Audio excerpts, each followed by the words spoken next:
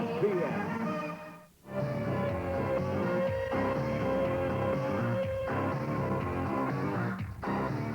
Welcome back to the exciting champ boat race here this afternoon on the Bud Light World Championship Grand Prix.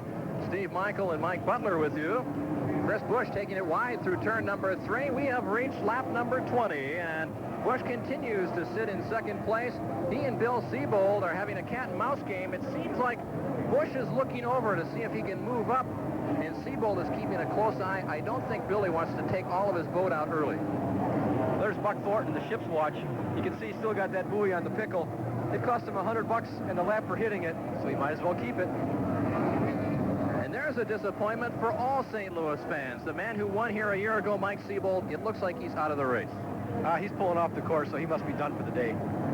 In the Mod VP race that we saw earlier, Larry Davis pulled over and pulled the buoy off his sponson. Now, why doesn't Buck do that in this race? Well, it'll be a little tough for Buck to stop, unhook himself from the restraining straps in the cockpit, get out of the boat, take the buoy off, get back in and get strapped down. Too much time lost. Now, as Buck sets in for the turn here, the boat drops down.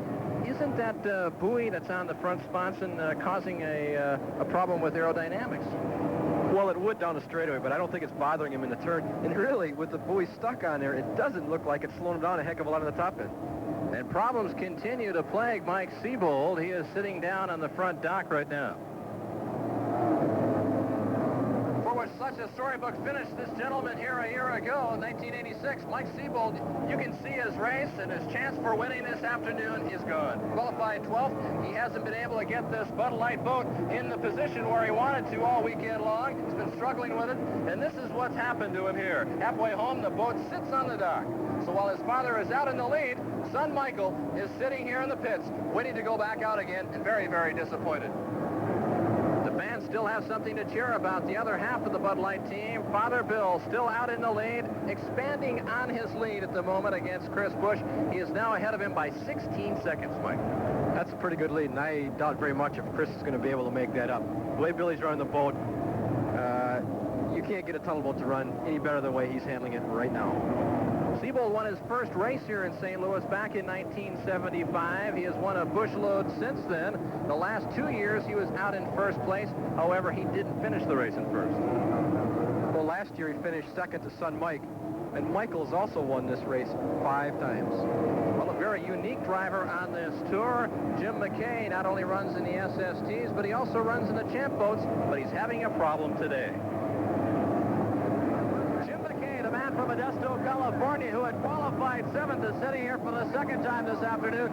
He has problems too, and he's having a talk right now with his crew chief, trying to solve them. All of a sudden, the boat started sounding a little peculiar after the first 10 laps, and he started dropping back. McKay was holding his own. And remember, he's a driver that races not only the champs, but also in SST 140s, where he did very well today. An interesting sidelight to McKay and a couple other drivers out here is they're running 2 classes. What they do is they'll run, like Jim is running SST 140.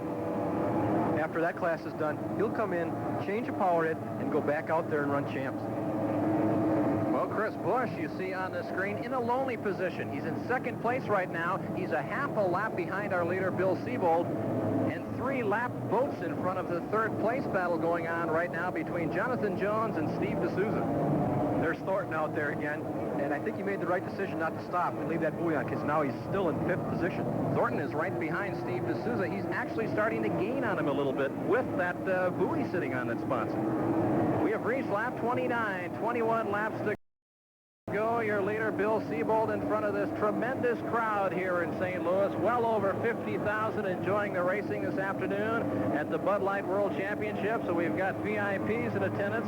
We got a chance to talk to the Vice President of Engineering at Mercury, Bill Casca. Bill, the racer count, you've got to be excited about that. Over 70 boat racers showed up this weekend here at St. Louis. A lot of them didn't qualify to get here, and this is why it's got to be special here. Well, Steve, a lot of the boat racers talk about St. Louis the way the automotive people talk about Indianapolis. So I think that's what we've got here in St. Louis, and it's been going on a long time. And the stride rides for Mercury down the road. Hopefully we can get more and more races that get this many boats out, and it looks like it's going to happen in the near future. Well, Steve, I think you've been to more of the races this year than I have, and from all the feedback I'm getting, have all been successful. All the drivers are very happy, and I think next year is even going to be bigger and better. Bill, always a pleasure to have you here, and I know you're a busy man. Thanks for visiting with us. Okay, Steve. Bye now. Plenty of boat racing to come. We'll be back right after this.